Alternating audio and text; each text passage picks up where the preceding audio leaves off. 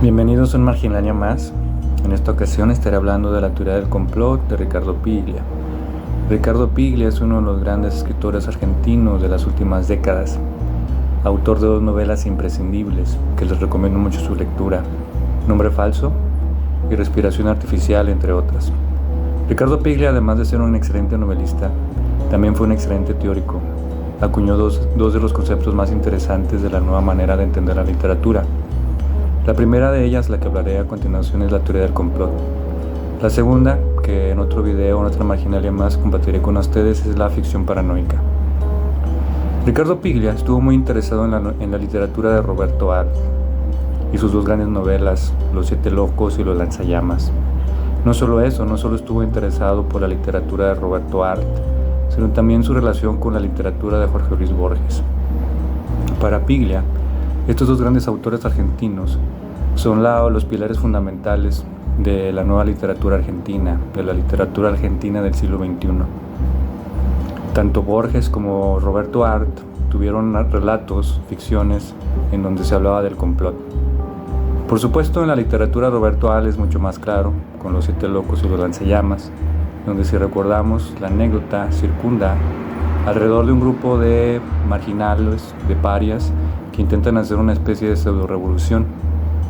Se ha dicho que Los 7 locos es la novela de Erdogan, pero para Piglia es más interesante leer dichas obras como si fueran las novelas del astrólogo, también uno de los personajes más interesantes de la literatura argentina.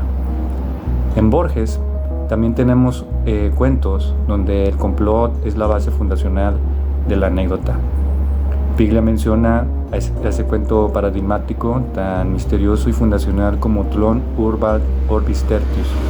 Entre otros también tenemos la Lotería de Babilonia, etc. Lo que le llamaba la atención a Piglia es que en el nuevo contexto moderno, donde las estructuras de poder sobrepasan las libertades individuales, donde hay una especie de propaganda de Estado, donde la cultura ha quedado desplazada a las márgenes, comenta que la única manera de poder generar literatura es mediante la idea del complot. En otras palabras, la literatura ha dejado de ser una estructura mainstream, por decirlo de algún modo, dentro de la sociedad, y los escritores, la gente que nos dedicamos a los libros, nos hemos convertido como una especie de conspiracionistas dentro de una sociedad que se mueve bajo otros esquemas de valores. Un ejemplo de lo que estamos viviendo en la actualidad es el mismo cierre de Ediciones Era. Estas grandes instituciones editoriales con el tiempo van a ir desapareciendo. Eso no quiere decir que la literatura vaya a desaparecer, pero la literatura cambiará de nivel dentro del discurso público. La literatura se convertirá en una especie de conspiración, una especie de conocimiento cifrado, de lenguaje cifrado, que solo unos cuantos iniciados van a poder comprender. Voy a leerles algunos fragmentos de su ensayo Teoría del complot, que pueden leerlo en línea. Dice Piglia: como recordaba Leo Strauss en su clásico ensayo Persecution and the Art of Writing, leer entre líneas como si siempre hubiera algo cifrado es de por sí un acto político. El censor lee de ese modo y también el conspirador, dos grandes ejemplos de lector moderno.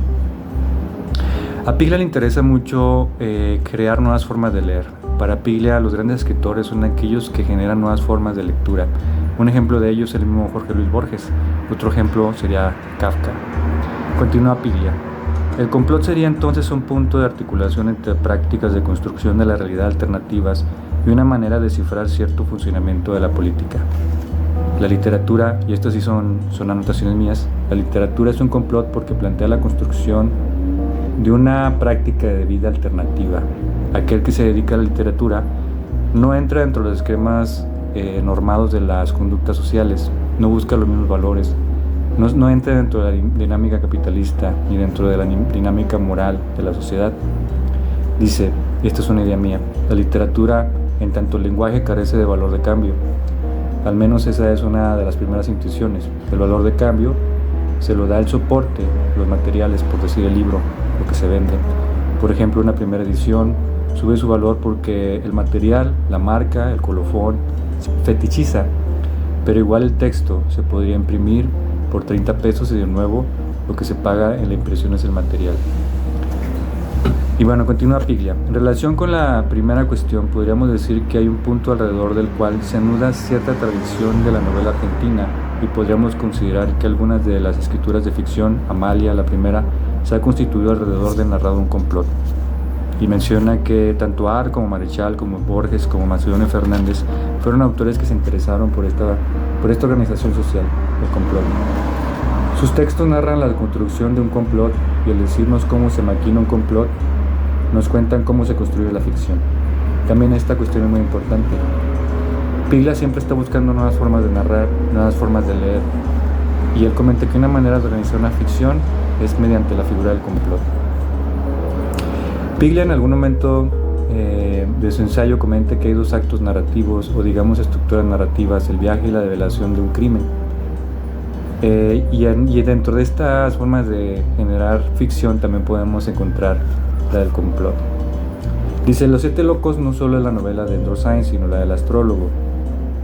Y es alrededor de la noción de la maquinación que la novela compone su eficacia. Ahí Ar captó algo, ese es uno de los elementos que explican, creo, la actualidad que tiene.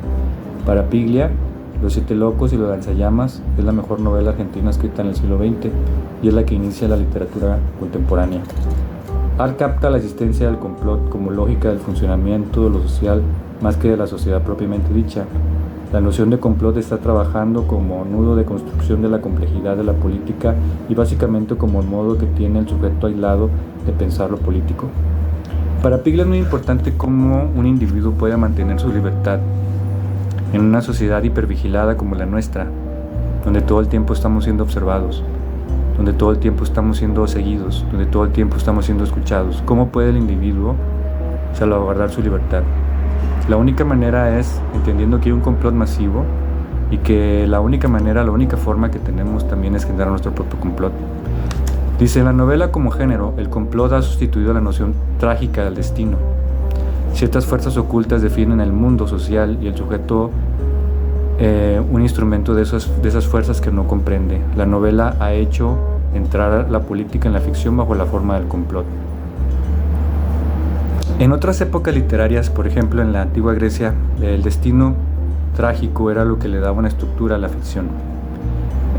Dice Piglia, al momento de nosotros tener la muerte de Dios, a partir de la filosofía de Nietzsche y de Hegel, ya esa fuerza, podríamos metafísica, deja de existir, al menos en el sentido religioso de la palabra, y ahora es la fuerza del Estado la que suprime al individuo. Y ahora también por lo mismo el complot es la que suprime al individuo. La percepción básica que Ar transmite es que hay que construir un complot contra el complot. La sociedad capitalista no es lo que ella dice que es.